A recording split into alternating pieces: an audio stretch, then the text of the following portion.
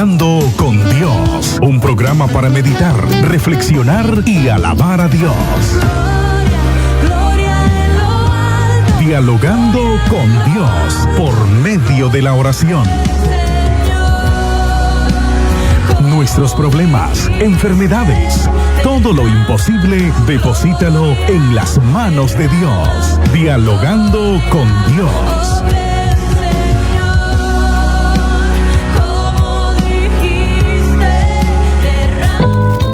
Muy buenos días, estimados hermanos, muy buenos días, amigos, en esta preciosa mañana. Que la paz de Dios y sus bendiciones estén llegando a sus hogares. Saludamos a Víctor Esteban de la congregación Getsemaní. Dios te bendiga, mi hermano. Dios bendiga a Pablo Torres Campos, también a Miguel Bermúdez, a Juan Hernández. Dios les bendiga a él y a toda su casa y su familia, a Armando Urbina, a Eber Jarquín en Managua y a Julio Baltodano, así también como a Joel Reyes. Gracias por tus comentarios, Joel, y por tus saludos. Dios derrame ricas y abundantes bendiciones y prospere todo cuanto tus manos toquen. También a Fabiola Romero y a Tomás Augusto Victoria, Emir Alex. Dios te bendiga a este joven de manera especial. Desde que iniciamos el programa, él se ha mantenido como un fiel oyente.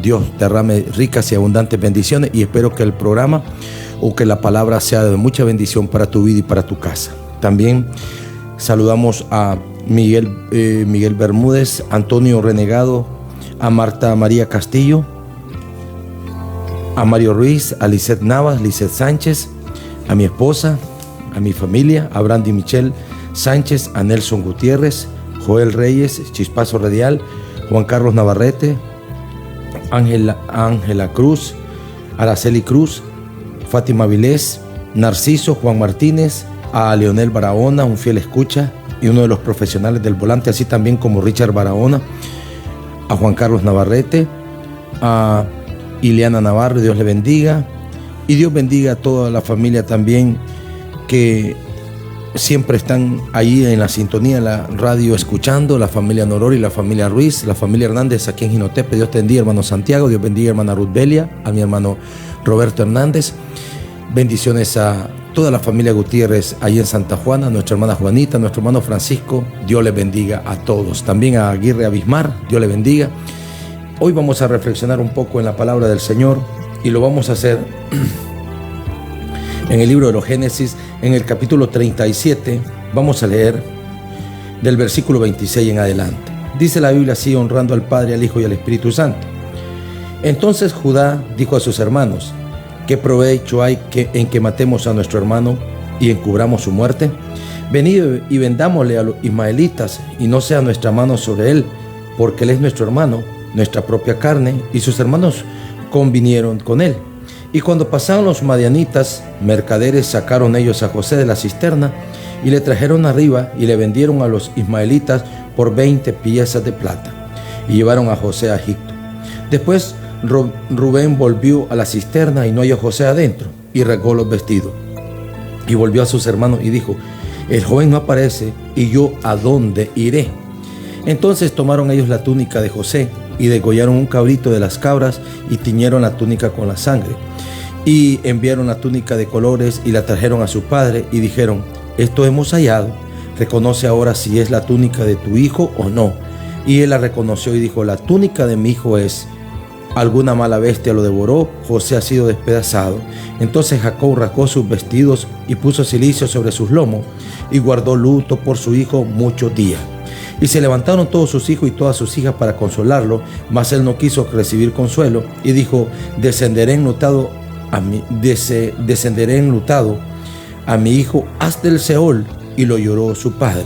Y los madianitos lo vendieron en Egipto a Potifar, oficial del faraón, capitán de la guardia. Amén.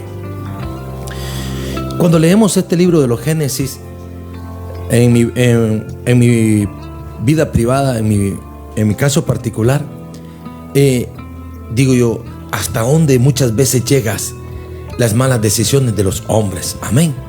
Y que si no fuera gracias a la misericordia, a la gracia que Dios ha extendido para todos nosotros, quizás no nos daríamos cuenta que cuán lejos podemos llegar nosotros en hacer el mal. Aquí nosotros observamos en el pasaje bíblico que dice la Biblia de que Jacob tenía muchos hijos y algo que él tenía era que tenía hijos de 2 hermanas y de 2 esclavas. Pero entre ellos había José, que era un joven de 17 años según este pasaje bíblico, y en el cual dice él, siempre tenía sueños. Él soñaba y le contaba los sueños a sus hermanos, y esto cada día más despertaba envidia entre sus hermanos.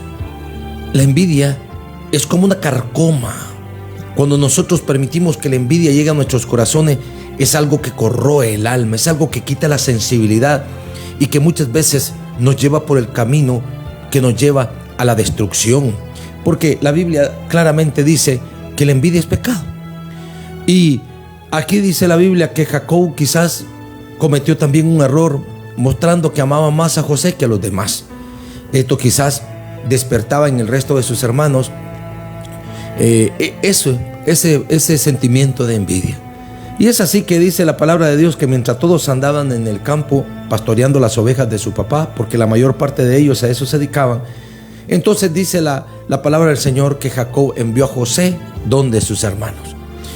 Y sus hermanos, cuando le divisaron venir, que venía de largo, y esto que les llevaba víveres y alimentos, ellos dijeron, aquí está, es la oportunidad para matar a nuestro hermano.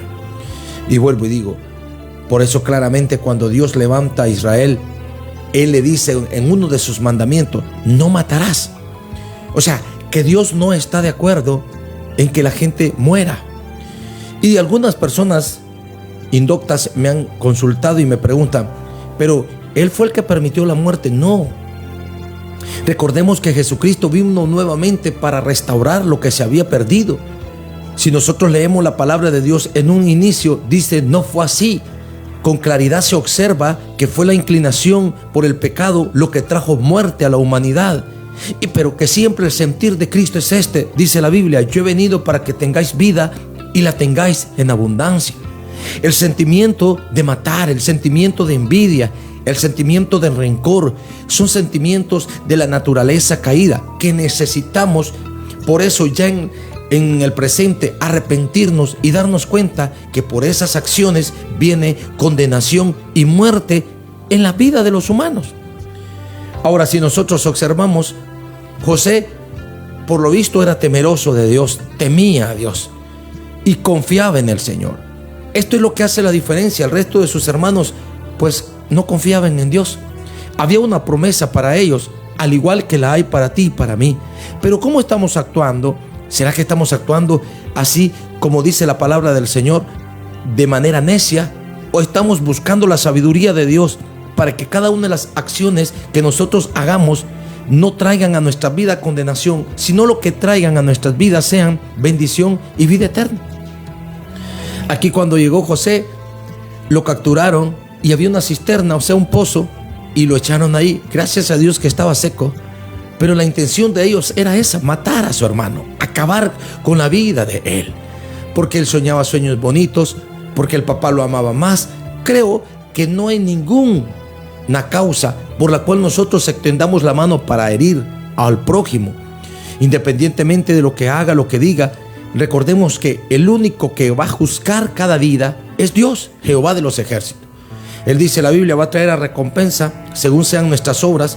Algunos van a recibir recompensas, pero otros serán juzgados. Como dice Pablo, quizás unos tengan pérdida, pero otros serán recompensados.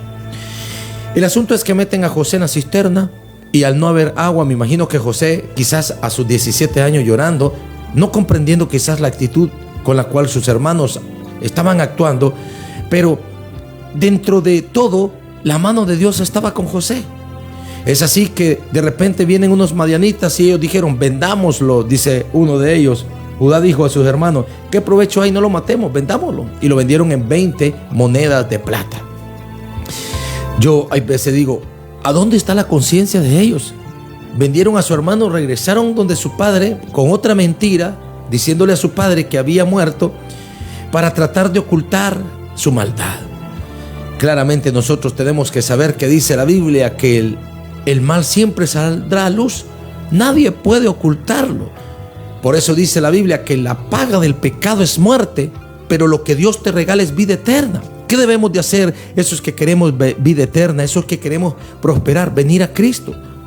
y no hacer las obras que la misma Biblia juzga y condena. Ahora, si nosotros observamos, lo venden a su hermano, lo venden como esclavo, y luego cuando regresan a su casa, el papá empieza a llorar, empieza a clamar, pero ya no había nada que hacer. Supuestamente a los ojos de los hermanos, asumo de que ellos dijeron: nos quitamos el problema, ya ahora Jacob ya no nos va a seguir molestando, porque así muchas veces el mundo piensa. Pero recordemos que aquellos que confían en el Señor, como dice la Escritura, nunca serán avergonzados jamás. Los que esperan en Él siempre recibirán recompensa. Podemos observar más adelante que José siempre lo vendieron como esclavo, llegó a la casa de Potifar, y la Biblia claramente dice que Dios prosperaba todo lo que José tocaba. Así es el que le sirve a Dios. Sus hermanos lo vendieron como esclavo, sus hermanos le odiaban, sus hermanos quisieron matarle, sus hermanos se alejaron de él, pero él, en el lugar donde estaba siendo bendecido por el Señor. Dios quiere bendecirnos, es eso lo que Dios quiere con cada persona, con cada vida.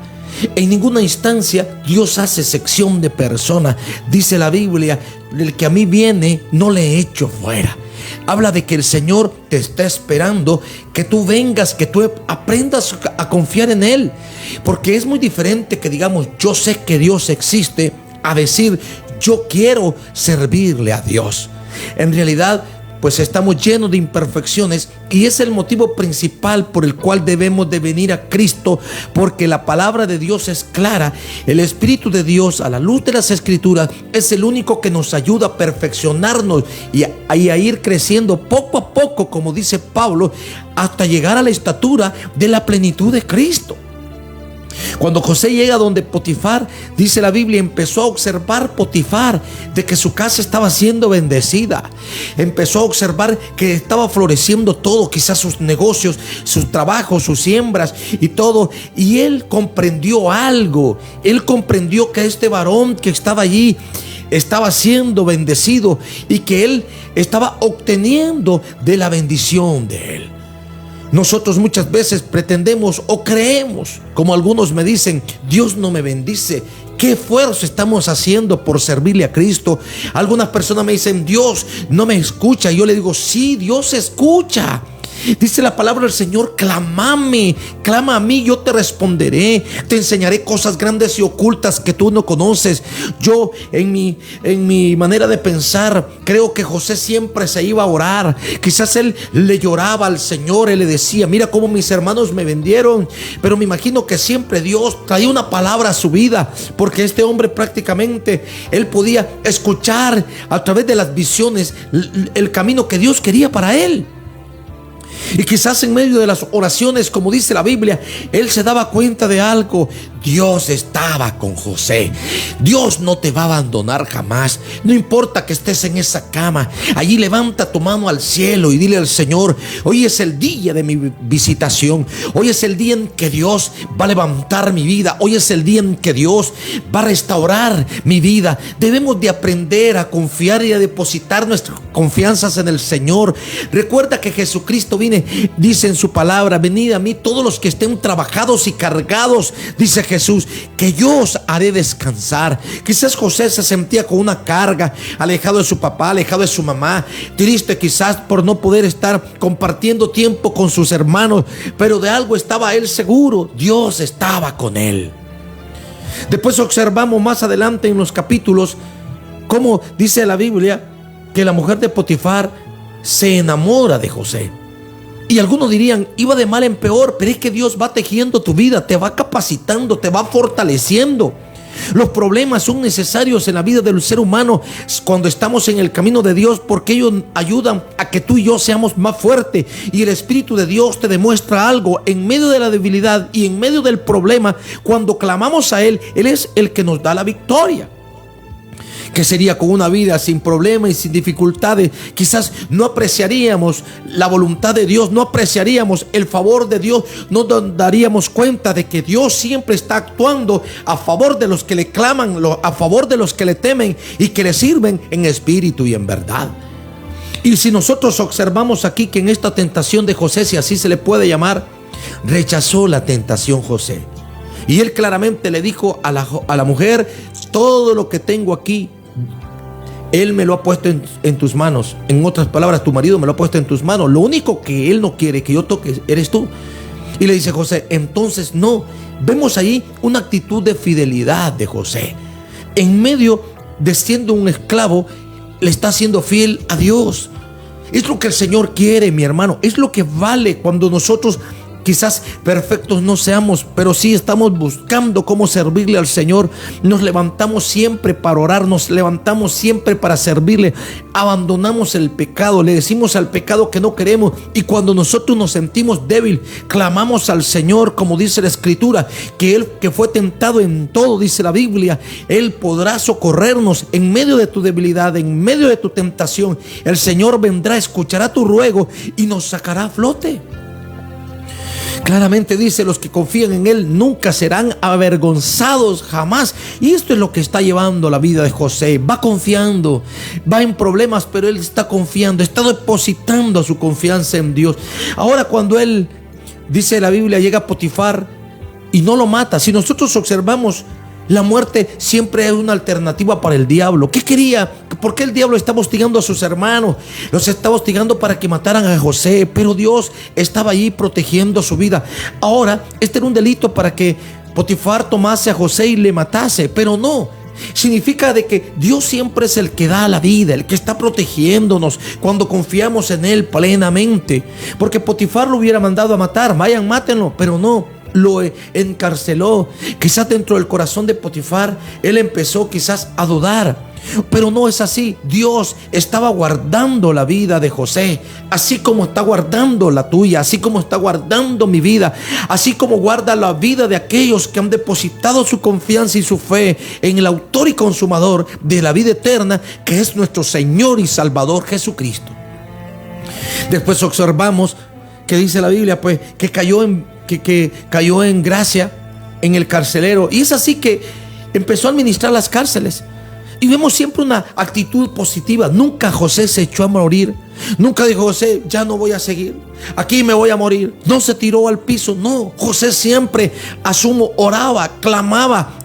Esos sueños que él había tenido, él sabía que no eran sueños comunes, no eran sueños porque había comido demasiado. No, era una revelación de Dios, que Dios a él lo estaba levantando para ponerlo en alto, para usarlo, para bendecir su casa, para bendecir su familia. Eso es la iglesia en el presente. Dios ha levantado a la iglesia y la ha dotado de autoridad. El Espíritu de Dios está con nosotros, y cuando el Espíritu de Dios está con nosotros, servimos de bendición, servimos para decirle al necesitado: hay un Dios proveedor. Servimos para decirle al que esté enfermo: no hay por qué echarse a morir. En su palabra dice que por su llaga fuimos nosotros curados. Hoy en la mañana conversaba con la hermana Carmen, y ella me decía: hermano, si para Dios no hay nada imposible, y es así. El Dios que yo te predico, no hay nada imposible para Jehová de los ejércitos. No hay nada imposible que Jesús no pueda hacer. No hay nada imposible que el Espíritu de Dios que esté en esta mañana pueda hacer en tu vida a tu favor, para levantarte, para bendecirte, para sanarte. Pero la gran interrogante es esta: ¿será que estamos aprendiendo como José a confiar y a depositar nuestra vida en Él? Es lo que debemos hacer. Y si nosotros observamos, el Señor lo saca prácticamente de la cárcel y lo pone como gobernador de Egipto. Es más, tuvo un sueño el faraón y no había quien lo revelase, y fue necesario que fueran a sacar a José. Y José vino, le dio la revelación al sueño del faraón, a tal grado que se sintió impactado faraón, y decirle de que solamente él iba a estar por encima de José. Lo sacó de lo más vil, lo sacó de la cárcel, lo libró de la mano de sus hermanos, lo libró de las manos de Potifar, lo libró de las manos de todos los que le pretendían hacer daño, y el Señor lo puso en un lugar donde ya nadie le podía tocar. Al final nosotros observamos cómo dice la Biblia La revelación era que habían 7 años de abundancia y 7 años de escasitud o de sequía total sobre la tierra. Y fue necesario que sus propios hermanos fueran a comprar a Egipto. Algunos historiadores dicen que tenía 30 años José cuando llegó a ser gobernador en Egipto. O sea, pasó 13 años prácticamente de problema, de la cisterna, en la cárcel, después de la cárcel, hasta llegar al lugar donde estaba como gobernador. Pero de algo estoy consciente: José siempre esperó en Dios. Tú tienes que aprender a esperar en Él. Quizás en medio de las dificultades, nosotros está bien que busquemos soluciones, porque tampoco no podemos, vuelvo y digo, a echarnos a perder. Pero la verdad es que cada solución que nosotros le buscamos a nuestras dificultades y problemas, pues las consultamos a Dios. Y no tomamos espíritu de venganza en contra de los demás, sino que sabemos de que todas las cosas por las cuales pasamos es como un camino que muchas veces es necesario para llegar a la victoria. Se tiene que pasar por el desierto como Israel, que para llegar a esa tierra prometida durante 40 años y 40, podemos decir así, largos años, estuvieron allí en sacrificio, estuvieron allí y nunca aprendieron. Pero hasta que aprendieron, Dios los metió en su tierra prometida. Y es algo, Dios cumple sus promesas. Por eso Jehová le decía a través de los profetas a Israel: Dios no es hombre para mentir, ni hijo de hombre para arrepentirse. Si Dios te dice que te va a bendecir, te va a bendecir. Si Dios dice que te va a sanar, Él te va a sanar. Si Dios dice que te va a levantar, Él te va a levantar. Aún así toda la gente se pueda levantar, aún así tu familia se pueda levantar en contra tuya, aún así tu propia esposa quizás no confíe en lo que tú puedas hacer. Pero la verdad es que no eres tú el que vas a tener esa victoria, es el Señor el que te la va a conceder. Y cuando estés en la victoria, lo único que debemos de hacer es, como dijeron Israel: Ebenecer, Ebenecer, Jehová hasta aquí nos ha traído. Y nosotros observamos después cómo los hermanos de José llegan a comprarle provisión, y José los identifica. No se le había olvidado a sus hermanos. No dijo en ninguna instancia José: los tengo en mis manos, ahora sí los voy a despedazar. Tampoco dijo: los voy a esclavizar para que aprendan. No, José simplemente actuó como Dios quería que actuara. Es lo que el Señor quiere. Por eso nos ha dejado la Escritura. Nosotros no podemos tener un sentimiento de venganza, no podemos tener un sentimiento de altivez, no podemos decir alguna vez: yo soy el que hago esto, yo soy el que lo hago. No, es la peor necedad que el hombre puede decir. Tenemos que hacer como dijo Pablo, todo lo puedo en Cristo, que es mi fortaleza. Tenemos como decía Pablo: en Él soy más que vencedor, por Él es que puedo hacer las cosas, para Él no hay nada imposible, decía Pablo. Y esto hablaba de que Pablo, quiere decir, se esforzaba por aprender a confiar en Dios. Aquel religioso idólatra que idolatraba a sus maestros, que idolatraba todo, de repente lo vemos ahora entendiendo el mensaje. Jesús lo había llamado para que le sirviera en espíritu y en verdad. Y es lo que el Señor quiere de ti y de mí, amigo que me escuchas y hermano en Cristo. El Señor nos ha levantado para que seamos siervos del Dios Altísimo. El Señor nos ha levantado para que le adoremos a Él, porque Él es el digno de toda honra y de toda gloria. Jehová de los ejércitos es el único que se merece la honra y la gloria. Es a Él que se le debe adorar. Y cuando tú empieces a adorarle, cuando tú empieces a glorificarle, cuando tú empieces a vivir para Él, te darás cuenta cómo Dios lo va a cambiar todo. Quizás si nosotros observamos 13 años largos, quizás para José estuvo sufriendo, pero luego cuando él llega a ese lugar, se olvidó todo el sufrimiento. Fue necesario ese sufrimiento. José llegó con toda la madurez necesaria para gobernar un pueblo, para gobernar una nación, y sobre todas las cosas para dar ejemplo a los demás que hay un Dios eterno. Él no se ha abandonado a nadie, que el Señor no ha defraudado a nadie, el Señor no ha abandonado a nadie. Los que confían en Él jamás serán avergonzados. Cuando tú le eres fiel al Señor y tú clamas, dice la Biblia, inmediatamente la respuesta del Señor se hará sentir. Los ángeles del cielo vendrán por tu vida. Es más, la Biblia dice que cuando muere un santo, los ángeles de Dios vienen por su alma. y lo llevan al paraíso de Dios. Aquí podemos ver de que Dios tiene un compromiso para los que con Él le esperan, le siguen, le sirven. Lo que pasa es que muchas veces nosotros no le servimos como Él se lo merece. No es nuestro Dios para alguno. Es muy diferente que nosotros digamos, Cristo puede, a servirle a Cristo. Algunas personas ponen objeciones porque no le quieren servir al Señor. Y quizás como un día de esto tocamos un tema, el corazón del hombre se está tornando cada día más duro. Cada día se le predica, pero ellos no quieren. Cada día se les dice que Jesús les ama, pero ya no quieren. Pero la verdad es que el tiempo se está acabando y la venida de Cristo está a las puertas. Por eso claramente en el libro de Mateo, cuando Jesucristo habla de los últimos acontecimientos que se darían sobre este planeta, está esa.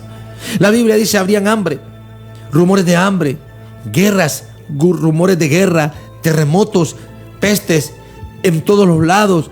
Y luego dice la Biblia, pero el que persevere hasta el fin. Pero perseverar ¿en qué? En la doctrina de Cristo. ¿Perseverar en qué? En la religión verdadera y sin mácula, como dice Santiago.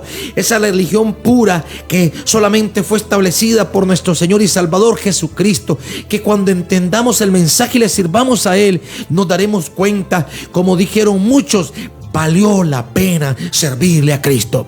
Yo no sé cuántos de ustedes, pero hemos pensando un poco, haciendo uso de la imaginación, ¿ustedes creen que todo lo que sufrió Pablo, por eso dice Pablo, no es comparado con la gloria venidera? Y yo pienso algo, ahora en este presente, el Señor tiene un lugar muy, pero muy especial a todos los que le sirvieron a Él. Y yo pienso algo, pelearon la batalla, lucharon por su vida, pero de algo estoy consciente, han recibido una bendición que nadie nos la puede dar más que nuestro Señor y Salvador Jesucristo. Entonces te hago una interrogante en esta mañana. ¿Le estás sirviendo a Cristo como Él se lo merece? ¿Nos hemos comprometido para ser mejores servidores del Señor? Si lo has hecho, de una cosa estate consciente, la bendición de Dios es grande. En el libro de Apocalipsis 22 dice, yo vengo pronto y mi galardón conmigo para recompensar a cada quien según haya sido su obra. Hay recompensas en servirle a Cristo. Sírvele, mi hermano, te insto a que le busques en espíritu y en verdad. Dios les bendiga en esta mañana. Vamos a orar y a dar gracias solamente. Vamos a orar en la mañana por Aura María Baltodano. Si la hermana escucha el programa, sabrá que hemos orado en esta mañana. Y oremos en esta mañana. Soberano Dios y Padre que estás en los cielos, que tu palabra no torne vacía, Señor. Que tu palabra no se la va a llevar el viento, Señor. Que haya corazones donde pueda quedar, Señor, sembrada esta palabra. Te ruego, Padre, que quites todo espíritu de altivez, que quites todo espíritu de revanchismo, todo espíritu de odio, Padre. Todo principado que se levante, Dios, en el nombre de Jesús. Que reconozca que tú le venciste en la cruz del Calvario y que estamos cubiertos con tu sangre. Te clamamos por Marcelito. Bendícelo, Padre. Te clamamos, Señor, por la familia Gutiérrez. Cobíjalos con tu gracia, Señor. Pon tu mano de sanidad ahí. Que tu gracia y tu poder estén sanando. Adrián Reyes, Señor, pon tu mano de sanidad sobre ese niño, Padre. Te clamamos también, Señor, por Gabriel, por Jairo, Señor, que está en el hospital. Ahí, Señor de la gloria, pon tu mano de sanidad. Restáurale. Y que él se dé cuenta, Señor, que vale la pena buscar y servirte. A la vez te clamamos, Señor, por mi hermana Felicita. Pon tu mano de sanidad sobre esos riñones, Dios. Que tu gracia y tu poder le ministren siempre. Reprende toda atadura y toda ligadura. Todo lo que no sea tuyo, Señor, sea derribado por tierra. Te lo pedimos, te lo rogamos, Señor, en el glorioso y santo nombre de Jesús.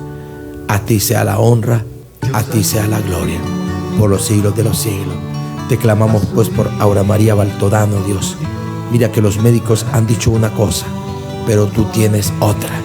Que ella aprenda a confiar en ti. Que se dé cuenta, Dios, que su vida está en tus manos, Dios. Y cuando depositamos tu vida en tus manos, Señor, tu palabra dice, Dios, que nadie nos arrebatará, nadie nos hará daño, nadie nos destruirá, Dios, porque tú estás con los necesitados y los que te claman. También te pido de manera especial, Señor, por la familia Rodríguez, Socorro Rodríguez. Bendícela, Padre. Tú ya le habías restaurado, Dios, que aprenda a confiar en ti, que permanezca en tus estatutos y mandamientos. Así también con mi hermano Roberto, pon tu mano ahí de sanidad, de liberación y de cada uno de ellos. En el glorioso y santo nombre de Jesús, sean bendecidos. Amén y amén. Dios les bendiga hasta el día de mañana. Si Dios lo permite, estaremos reflexionando nuevamente.